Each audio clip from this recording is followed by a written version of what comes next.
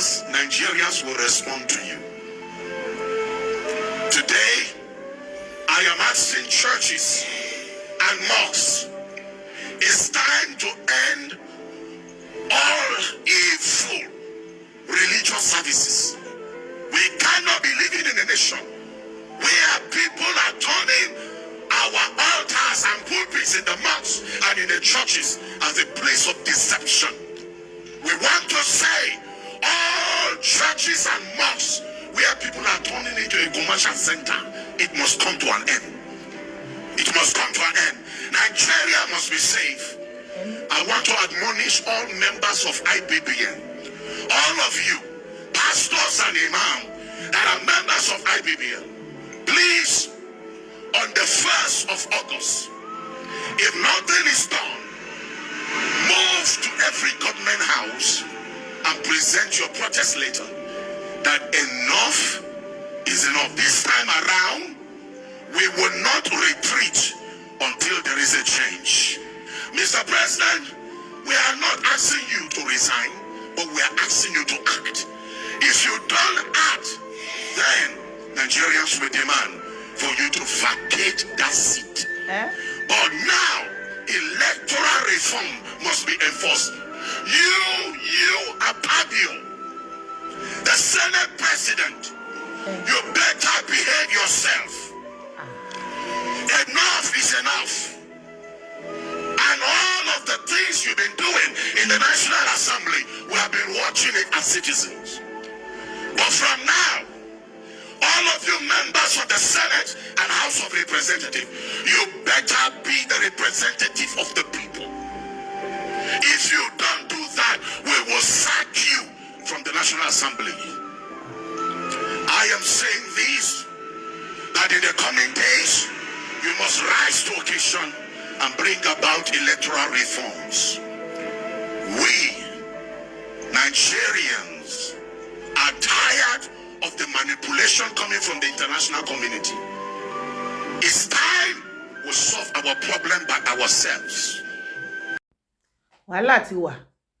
In 2015, Muhammadu Buhari and other top All Progressives Congress, APC, officials came out to protest that the previous government had spoiled Nigeria. Then, protest was legal, but now it is illegal. God willing, the protest will proceed peacefully, and the government must understand and respond positively to the language of protest. Sheik Gumi. Ó tún tẹ̀síwájú. APC are evil hypocrites and charlatans. These same officials with Buhari threatened to form a parallel government if PDP, who messed up Nigeria, did not yield power to them. Ṣé ẹ farabalẹ̀ gbọ́? Tinubu, Buhari, Yoro, fake pastors and human rights activists were out on street protests, and no place or DSS talks disturbed them. Today, it is now a national security threat to express civil dissent to very bad governance styles that favor only one tribe. That favors only one tribe from only one Lagos. Only one Lagos state. It will be resisted until Tinubu is caged and shoved back into his zoo enclave in Lagos.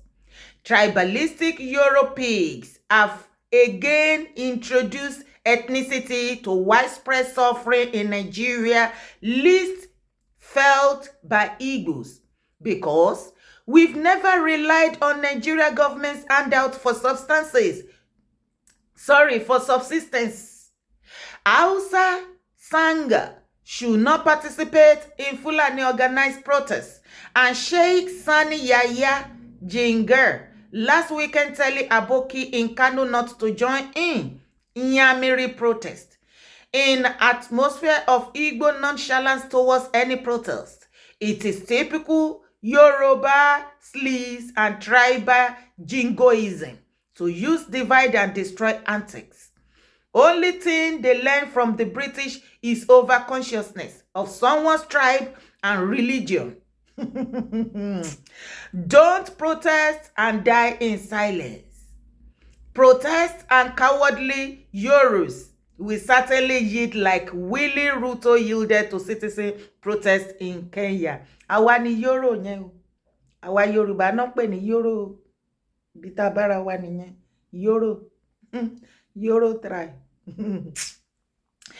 Máa gbọ́ lọ. Indigbo should not protest but protect. Indigbo, àwọn ọmọ Yíbò should not protest but protect. Gumi ló ń sọ bẹ́ẹ̀ o. It is also a form of protest to sit at home, lock up your shops and business places to protect them whenever Nigerians are protesting. That way, our goods are protected from possible looters. Southeast region as a whole should go about their businesses as I've always done under the marginalization by successive APC governments. Let those who profited from Nigeria protest now that they are no longer profiting from Nigeria. Let those who profited from Nigeria protest now that they are no longer profiting from Nigeria. Let those who profited from Nigeria protest now that they are no longer profiting from Nigeria. Igbo cannot lose what we never had.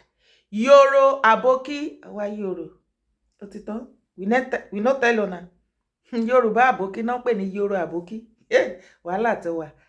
Yoro aboki parasites must chase out. The dragon they brought home believing he is a pet. A gorilla is never house pet.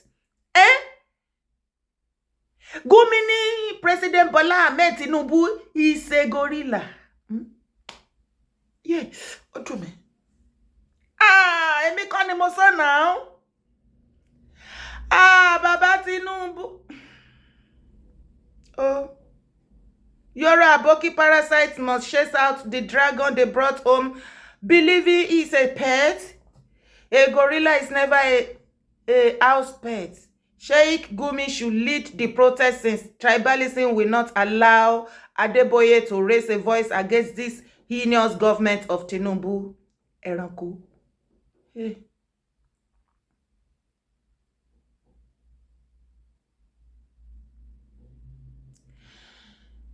Now, again, to sáré gbé yín débi comment kan o. Eléyìí ni protect. Don't protest against what you never had because in the end, all the blames will be heaped on my people. Ohaneze Igbo should call a nationwide Igbo sit at home. See, don't look like looky-loos. We have become in their scheming democracy umpired by capitalist interest. Lock your shop, but stay close with a hammer and jack ready to break any looters trespass within your sphere of control. We are not involved. Let them who reaped vomit it and take care of their desperados for food. We have been there before and know that Washoko kills. Indiara, let them find the dragon. They nurture with Igbo. It. Ewu.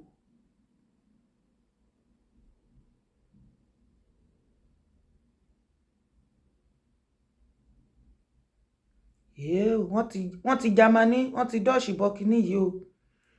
Táwa incommunicado ní. Sidon they look like Lucozade. Aba, mit machete dabei. Just in case. Iye. Eléyìí ní yes o mit machete.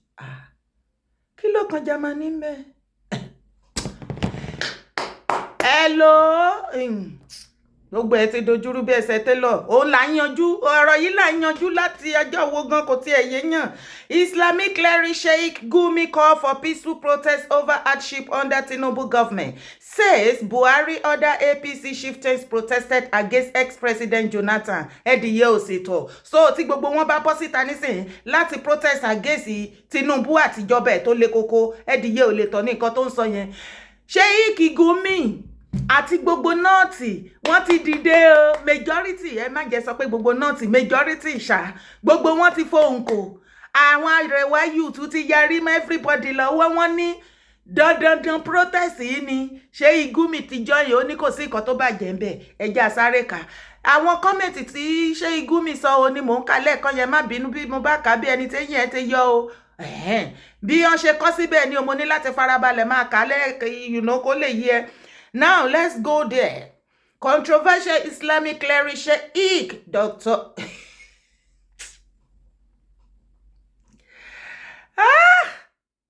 Baba Tinubu, mo ní géèmù yìí alẹ́yìn. Géèmù yìí alẹ́yìn, géèmù wípé protest tí ẹ fẹ́ ṣe yìí, ayé Buhari náà fẹ́ ṣe fún. Ẹ wà lára àwọn dádì tó pamọ́lẹ̀ tẹ́ ẹ̀jẹ̀ kan ṣe. But ẹ wá wo bí ilé ayé ṣe rí. Ìwọ̀n bá ní kó gbé kòtò ọ̀tá ẹ̀jì mọ́. Àbí kí ni mo ti ẹ̀ ń sọ ṣé kòtò ọ̀tá ni? Ṣé ká wá pé Buhari ní ọ̀tá Tinubu báyìí ni? Àbí Tinubu lọ̀tá Buhari? Odidi ọdún 7 ni bàbá Tinubu fi dìfẹ́ǹdì àwọn Northerner àtijọba Buhari àti Buhari. Kò jẹ́ kí South West kankan rí nǹkan kan sọ àbí ṣe? Jesus Christ! Ṣé bẹ́ẹ̀ rí nǹkan tó ṣẹlẹ̀ nínú EndSARS? Ọ̀pọ̀lọpọ̀ àṣírí tó wà ńbẹ̀ àsìkò tí tó mo fẹ́ kó máa warm up kó dẹ̀ máa get ready torí pé lálálfẹ́ lùkùtùkù máa wú gbogbo àṣírí tó bò tí wọ́n jọ bò pátápátá tí lè fi jóná nígbà EndSARS àsìkò tá máa gbọ́ lélẹ̀ because ó dẹ̀ pé àárín wọn ti dàrú báyìí sìn gbẹ̀gẹ̀dẹ̀ fẹ́ gbiná ó yá sit down ẹ̀yin màámi èsobe ẹ̀yin dádì mi èsobe torí ẹ̀yin ni mo mọ̀ tí gbogbo ọ̀rọ̀ màtáì tó ká lára jẹ́ rí lórí TikTok yẹn àti lórí Facebook comedy fracas náà ṣe ń bẹ àwa ti wà lórí kíní lórí YouTube ẹ wò àwọn oníbí ló wà ń bẹ àwọn tí òye ilé ayé yé tí ọ̀rọ̀ ilé ayé yé tí wọn ráyè fracas wọn ráyè rádaràda movie pé kíní kan náà ó yá èmi ò wá fún yín ní information ká kọ́kọ́ sókè mo fẹ́ máa gbé yín débẹ̀ kí máa gbé yín trabaye bí gbogbo nǹkan bá ṣe ń lọ òun ni ẹ jẹ́ àbẹ̀rẹ̀ báyìí peacefully gbogbo ẹ̀ ti wá mú peace dání báyìí peace náà ni ibi peace yìí ni Ọlọ́run má jẹ́ kí peace sá mọ́ wa lọ́wọ́ ní Nàìjíríà bí tá bá dé torí a máa overuse ẹ̀. Controversial Islamic cleric Sheik Dr. Ahmad Gumi has urged Nigerians to engage in peaceful protest as a means of conveying their grievances to the government, emphasizing that protests are a crucial tool for driving change. In a video clip seen by Sheik Gumi emphasized the importance of peaceful demonstration while cautioning against the use of violence or incitement. Politicians are very stubborn. Gumi ló sọ bẹ́ẹ̀. Baba Tinubu, ṣé you dey see your life outside? Ṣé ráyé yín lóde? Ní ìgbà tí Buhari wà ńbẹ̀, Gumi wà lára àwọn tó ń la kaka àbẹ́ ti gbàgbé pé ní ìgbà tó ń treat fọ́kọ̀pù bàbá wa, brother wa, èèyàn wa, pàdí wa, ọmọ yín, ṣì Sunday Igboho tí wọ́n gbógun ti máa yẹn ṣé ẹ rántí ẹ ti gbàgbé pé ṣé Gumi trace Igboho títí wọ́n lọ sí Igboho village tó tún dúró tó ya picture ńbẹ̀ àwọn ọmọ àlè Yorùbá how market ojú gbogbo wa ti jọ bó ohun tí Igboho ní ẹ má ṣe ń gbà yẹn tẹ lọ́ta yín ní ẹ ránṣẹ́ how market how far mo ní ìbéèrè ní kò fàjà don't come for me o.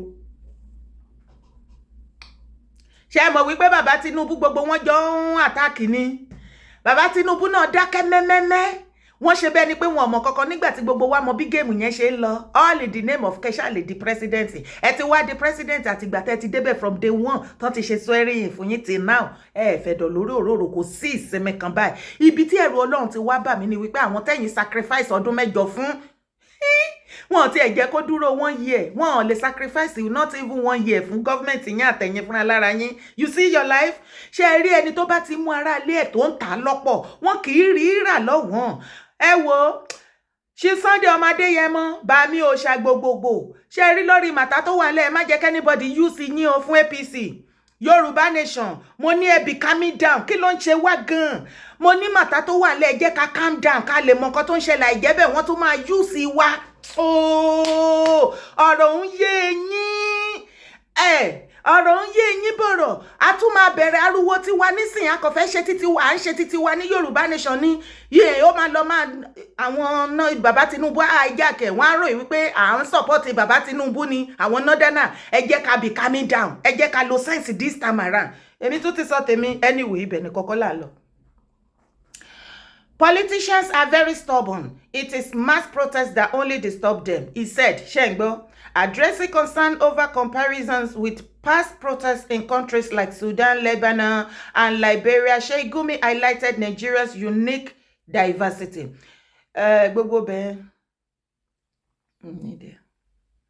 Sheik Gumi expressed optimism that peaceful protests will convey the public's demand for good governance and development. Protest is the only language the government understands, he asserted, urging authority to heed the call for reform and improvement.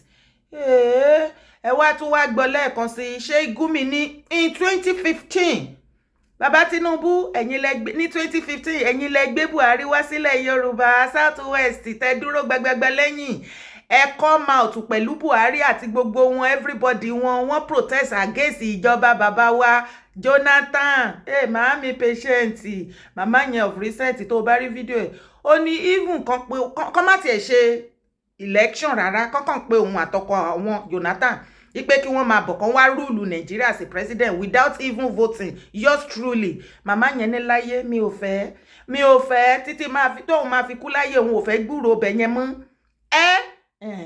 In 2015, Muhammadu Buhari and other top All Progressive Congress APC bàbá Tinubu ẹ máa wà lára wọn náà officials came out to protest that the previous government had spoiled Nigeria. Wọ́n ṣe ń gbọ́ Gumi rán yín létí ni bàbá Tinubu kẹ́bi calm down ẹ sọ fáwọn boys yín kàn jẹ́ kó rí wọn pé ẹ jẹ́ kó rí yín pé ẹ̀yin Yorùbá ní kọ́kọ́ lẹ ní Nàìjíríà as a matter of fact ẹ̀ sí lára àwọn tó ní Nàìjíríà gangan ni wọ́n ń sọ̀rọ̀ yìí àbòsí ni bàbá Tinubu wá lọ́bẹ̀ ojú ríra ni wọ́n wá lọ́bẹ̀ bí àṣà Èkìtì wọ́n rájú lọ́bẹ̀ ní àwádẹ̀ tí wọ́n nù yín pé ó máa kò lè bí nǹkan rẹ̀ fún yín ẹ jókòó lé bàbá wa Professor Banji Akíntóyè kẹ́pẹ́ títí láì bá mi the oracle himself bá mi òòṣà wọ́n ní ọmọ mi brother mi máa bọ̀ kò sí nǹkan kan bẹ̀ yẹn Daddy Wọlé Ṣóyínká happy birthday bá mi more 90 another 90 for you sir. Wọ́n ní my brother there is nothing there script ní stress ètè pọ̀jù kò sí nǹkan kan bẹ̀ wọ́n níjẹ́ oní PC má lọ bàbá Akíntóyè ní kí Tinubu kò tẹ̀ wájọ́ ìwakawá tẹ̀ kọ́kọ́ kó wá jẹ́ first president kò sí nǹkan tó bá dìjú bí Tinubu bá ṣe wọ́n lágbára débẹ̀ wọ́n wà connected débẹ̀ kò sí gbogbo ẹ̀ tọ́lọ́run òfin rọ̀ wọ́n lọ́rùn ṣùgbọ́n wọn lè ṣe é nígbà tí wọ́n nífẹ̀ẹ́ ilẹ̀ Yorùbá mo wá ń bì wọ́n ọmọ Yorùbá tẹ́bi ti hàn ẹ́ léèmọ̀ àìmọye ọmọ ẹni ò lọ sí school mọ́ báyìí ò rówó school mọ́ ó ti ẹ̀rọ oúnjẹ fún wọn láàárọ̀ débi tán lọ school gbogbo yín báyìí ilẹ̀ Yorùbá ojú yín ti bó ìwọ tó bá jọmọ Èkìtì jọ̀ọ́ bá mi dárúkọ níbi comment section nǹkan tí Tinubu tó ti jẹ nínú pé Tinubu ń dún jẹ́jìn nù gònídìí all of Yorùbá látòrò lòun ti fi gbogbo wa sínú pọ́kẹ́tì gbogbo ohun tó bá ṣe tó ṣe sí Èkìtì tẹ́ ẹ gbádùn bẹ́ẹ̀ ó yá máa bá mi kọ síbi comment section kó tó come for me tó bá jọmọ Ọ̀ṣun ó yá kọ̀ọ̀kan ìgbádùn tí Ọ̀ṣun state ń gbádùn lára Tinubu látijọ́ tó ti ń dún tó ti ń ṣe bàbá Yorùbá ó yá jàre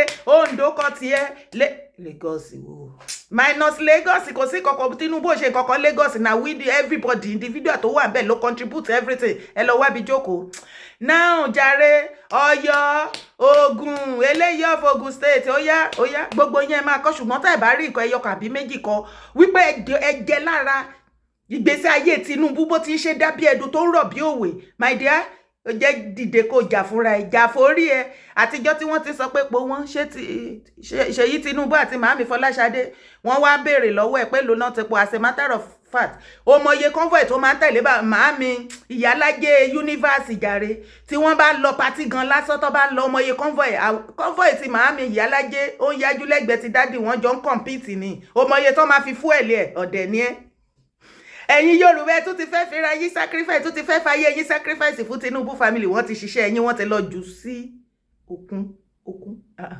òun gbàgbàkúgbà.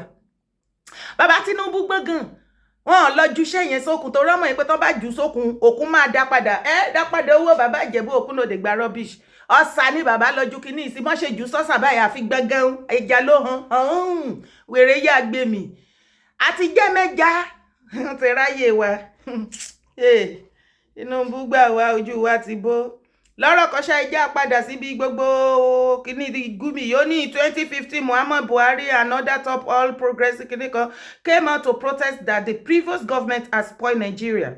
Now, then protest was legal, but now it is illegal. He pointed out, lamenting the inconsistency in how protests are viewed and treated. God willing, the protest will proceed peacefully, and the government must understand and respond positively to the language of protest. Sheik Gumi concluded, calling for constructive dialogue and meaningful reform for the benefit of all Nigerians.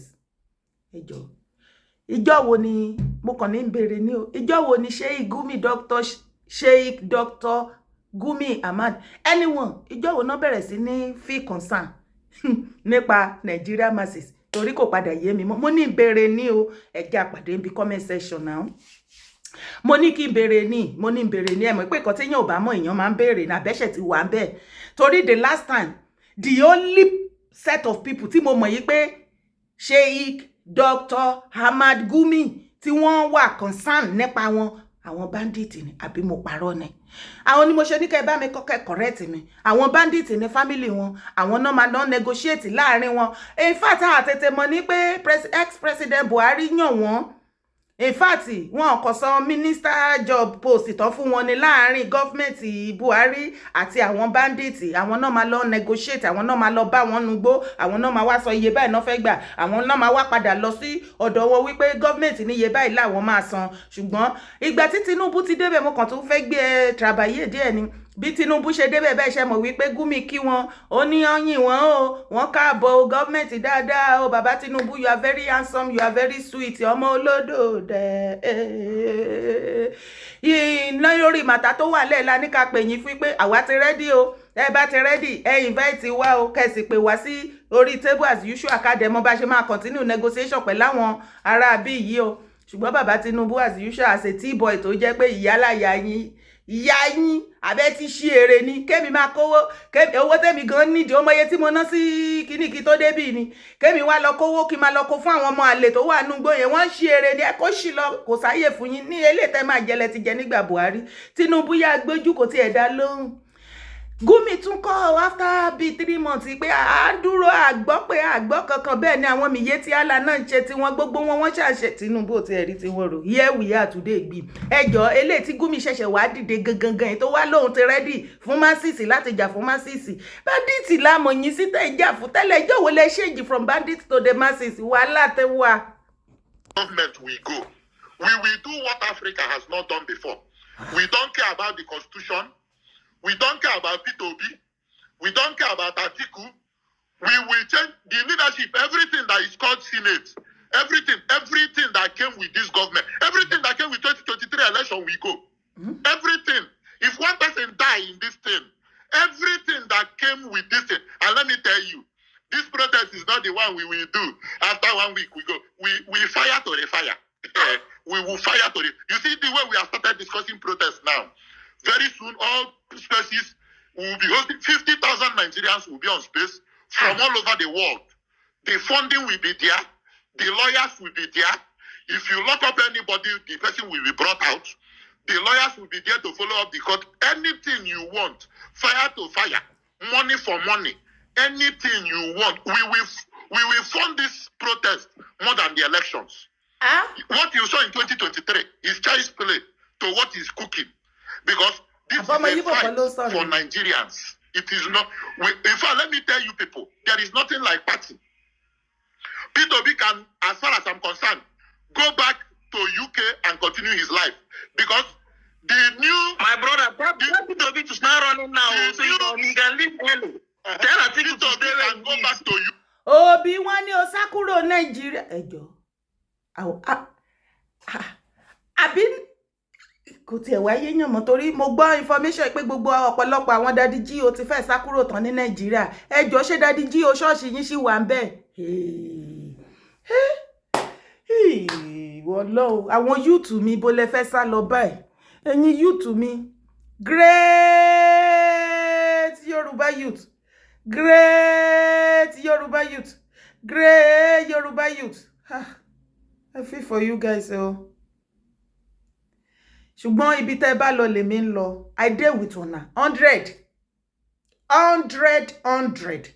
ẹ̀yin youth mi ni mo support kí lẹ fẹ́ ikọ̀ tẹ́ bá fẹ́ lájọ máa fẹ́ ilé tó ti wọ́n nìkan anybody sá kúrò ìbáyìí kí ló fẹ́ ṣẹlẹ̀ kankan àbí àwọn ọmọ Yíbò kan náà sọ̀rọ̀ yìí ni bá àwọn ọmọ Yíbò kan tó sọ pé àwọn ò protest o wọn join protest o àìtọ́ka mú every Nigeria Federal Republic of Nigeria as a country republic anyone ó ti confused bàbá Tinubu wọ́n ti confused ẹ̀rí tí màámi rẹ̀ mi lọ ṣoko etí villa ni confusion náà ni nínú gbogbo rògbòdìyàn yìí wọ́n lébi kálẹ̀ tí gbogbo story tá ti ń fún yín láti jọ́ because ó dàbí ni wípé government yín ò ní blueprint sà dádì gbogbo àwọn tá ẹ̀dẹ̀ kó rọra tá ẹ ní kó máa ṣiṣẹ́ àwọn wíwí àwọn boys yín àwọn girls yín lẹ kó síbẹ̀ ẹ kàn sọ jọba dìjọba ara yín ní tí tó bá wù yín lẹ ń ṣe àwọn ẹ̀yin ara yín lẹ ń bọ́ra yín you don't care about the masses bàbá Tinubu ojú yín máa bó ojú yín á bó you know why gbogbo ẹ̀yin ọmọ Yorùbá tí ẹ̀ ń wá sí irú ọ̀dọ̀ àwa báyìí tẹ́ ẹ pé wá pé irọ́ ni o kí Yorùbá má join protest o torí pé wọ́n fẹ́ fi dá ìjọba wọ́n fẹ́ fi gbógun ti ìjọba Tinubu ẹ mọye ìjọba gan tí Tinubu ti arrange protest against kí wá ní wèrè gan tá à ń bá kiri ṣọ́fọ̀tẹ̀ ṣépè fún wa ní àtàbùsí ṣé nǹkan ti ṣe ìran Yorùbá ni torí ọ̀rọ̀ yín ò yé mi mọ́ ṣé wọn náà nìkan lọ pa náà nìkan lọ pa ṣé àwọn government àwọn èèyàn tó wà bí as a president ti Tinubu even in 2015 tọ́jọ́ arrange protest ṣé ẹdìyẹ tọ̀ ni torí ẹ ti bẹ̀rẹ̀ wèrè ọ̀pọ̀lọpọ̀ yín ẹ ti lọ kó sáàrin àwọn mind àwọn àgbàlagbà wo ẹni àgbàlagbà tó bá pè ẹ tó sọ fún ẹ my brother my sister àgbàlagbà tí ò mọ bó ṣe ń jẹ tẹ́mi ẹ̀ tó ń bọ́ lọ Tinubu tí ò mọ̀ bóyá òun exist kò mọye population kò sí president tó mọ̀ tán ní plan fún anybody wọ́n ní ebi ń paráàlú wọ́n ní ká gbé owó epo wálẹ̀ nǹkan táráàlú ń sọ nìyẹn wọ́n ní ká ṣe kí ni ẹgbẹ́ owó epo wálẹ̀ ẹ̀dẹ̀ sí bọ́dà ẹ̀dẹ̀ kọ́ọ̀bù insecurity kí àwọn èèyàn lè lọ sóko freely láti lọ ṣe kí ni láti lọ ṣiṣẹ́ oko kò sí kankan nínú mẹ́tẹ̀ẹ̀ta yẹn tó ń tẹ́ ń pariwo látìgbà tẹ́ ti wà ń bẹ̀ bàbá Tinubu tó wọ ihò etí yín àfi bẹ́ẹ̀ ni bí èpè nǹkan táráàlú láwọn fẹ́ ẹ̀ ní ṣe òdì lẹ máa ṣe òdì irọ́ lẹ̀ ń pa wọ́n lé nǹkan tán béèrè fún nìyẹn ẹ̀yin gan ní peace of mind irọ́ ẹ wá ìgbà tí bàbá Tinubu máa bẹ̀rẹ̀ tiwọn wọ́n bá náwọn fẹ́ máa import oúnjẹ wá látàbúrọ̀dù wá sí Nàìjíríà mí ìrírú eléèrí ẹ ti lọ gbàgbàdo lọ́wọ́ bí géètì ẹ fẹ́ fi reduce population wa ìka níyín àwọn wo ló ń pìtì bàbá Tinubu ṣé bàbá Tinubu pìtì masses ni tó bá pìtì masses ni ṣé ó yẹ oúnjẹ tí gbogbo àgbáyé gbogbo western world àtọ̀pọ̀lọpọ̀ Africa country tán reject tán lé wọn pa tẹ́ ẹ bá tún gbé wá bàbá Tinubu yours truly báyìí ló gbà lóní kọ́ máa tà fún yín tó bá ti jàgbàdo yẹn olùgúdẹ cancer ni cancer ni any kind of cancer ni liver failure ni disease oríṣi tó gbọ́ rí láyé akọ̀dédé discover náà ayé ẹ̀ ilẹ̀ ibi tán bá gbé àgbàdo yẹn sí kò tún gbérí mọ́ láyé watermelon wọn kò chicken everything bàbá Tinubu gba gbogbo ẹ̀ ṣe bẹ́ẹ̀ fẹ́ reduce population a jẹ́ wípé ká ẹ tó reduce wọn àwọn gan fẹ́ hàn yín léèmọ̀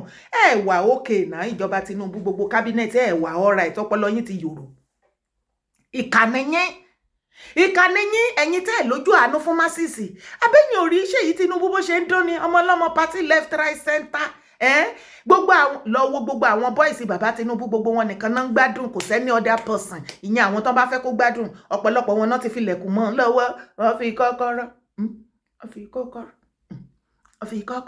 anyhow bàbá Tinubu ṣẹ́yìn náà ń gbọ́ báyìí ṣe ti ń gbọ́ our market. During Buhari administration they use the imams to buy those our northern brothers. They said to them that EndSARS is against Buhari administration. That was what they told them. They said EndSARS was against Buhari administration. They now said to them that Islamic did not support protest. So here, my question with them is that, okay, but this government is not an Islamic government. The government is not an Islamic government. So we are not fighting Islamic government. We are not fighting Islamic. We are fighting Tinubu and Shetima to get out of that office. That is all what we are saying. We said enough is enough. Someone called me a fake Muslim earlier this morning on another space. I look at him, I laugh. When I go through his timeline, I saw that it was someone that has been fighting for APCs. So I'm here to say they are going to use police and army to hijack this protest. I'm an retired soldier, served Nigerian army for good 12 years. So there is nothing you tell me. I know the strategy that we... Ṣó ti ń gbọ́? Mo láṣìírí máa tún nípa ensars ṣó gbọ́ àwọn Northerners ní ìgbà ensars wọ́n lọ brainwash àwọn youth wọn wípé wọ́n fẹ́ ensars is against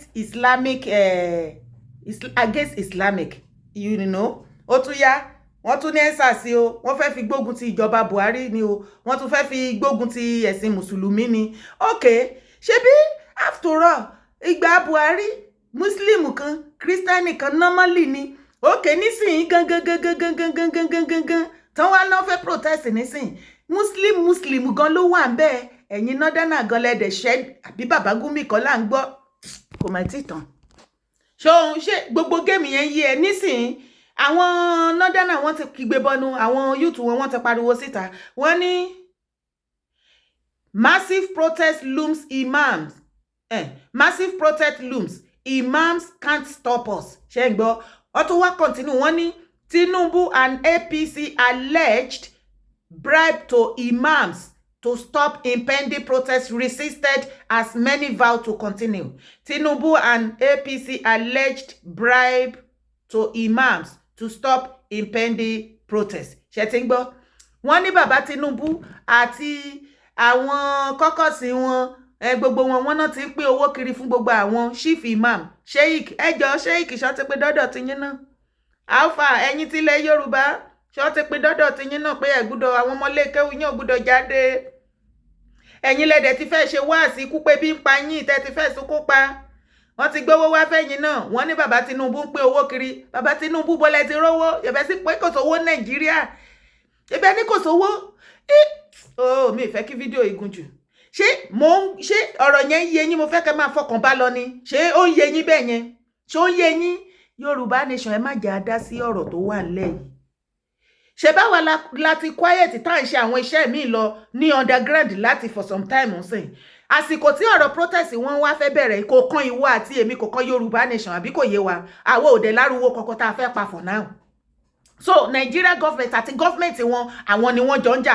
ẹ jẹ́ ká confess ara wọn tí Yorùbá nation bá sọ pé afẹ́ tó bá sọ pé ní àsìkò yìí a fẹ́ bọ́ síta lọ ṣe rally no you know now má gbàgbé wípé àwa la ṣiṣẹ́ bí Tinubu ṣe dórí àpèrè as a government until date ó ìgbésẹ̀ lé gbogbo owó tí bàbá wa ti ṣe Sunday Igboho kò fi lọ́rùn sílẹ̀ o Tinubu ò fi lọ́rùn sílẹ̀ ìjọba ò fi lọ́rùn sílẹ̀ ìmọ̀tara ẹni nìkan ni máa yẹn even of recent táwọn Northerners tó fẹ́ ṣe nísìn ẹ rántí pé February náà fẹ́ ṣe nígbà tí ṣe Sunday Igboho lọ sílé tán lọ ṣòkú màmá wọn kí ni máa yẹn bàbá yẹn délé tán tí wọ́n fohùn sílẹ̀ fún wọn báyìí everybody swallow ẹni straight Tinubu máa believe pé Ọlọ́run lòun ẹni ọba lòun wọn lè nà wọn lè ṣe ẹni tí tó bá ṣe àṣegbé ó bìlífù nínú ọpọlọ ara ẹ jẹ́ kó fèsì ẹ this time around tábà wá sọ wípé lásìkò tó fẹ́ ṣe protest làwa fẹ́ ṣe rally no now àbí kí lẹni mo sọ èmi kàn sọ tèmi ní o mi ò fọ́ọ̀sì yín o my own little idea ṣùgbọ́n ìwọ tí ọ̀rọ̀ bá yé jẹ́ ká pàdé níbi comment section bá mi pín fídíò èkó lọ káàkiri ara òrọ̀kùn ara òrẹ́dìyẹ Nàìjíríà ti fẹ́ gbiná o ara ọ̀rọ̀ bàbá Tinubu báyìí ẹ̀mí wọn ò gbé mọ́ gbogbo ẹ̀ ti dojúrú Federal Republic of Nigeria ó ti wà confused bàbá Tinubu ti wà confused gbàjà gbogbo cabinet àpábíò ẹyọ senator minister àwọn senator tiẹ̀ náà rí bàbá mọ́ minister ni o everybody governor wọ́n ti confused local government everybody ìjà ni everywhere bá mi dárúkọ ibi tí ò ti síjà àfi tó bá jẹ́ pé fracas àti comedy nìkan ló ń wò lórí social media ṣùgbọ́n tó bá ń wo àwọn important something wàá mọ̀ wípé kò síbi kan báyìí tó ní ìsinmi Nàìjíríà everywhere wàhálà importable voice yam pepper scatter iṣu atayanyan ni jẹ́ ká pàdé níbi comment section.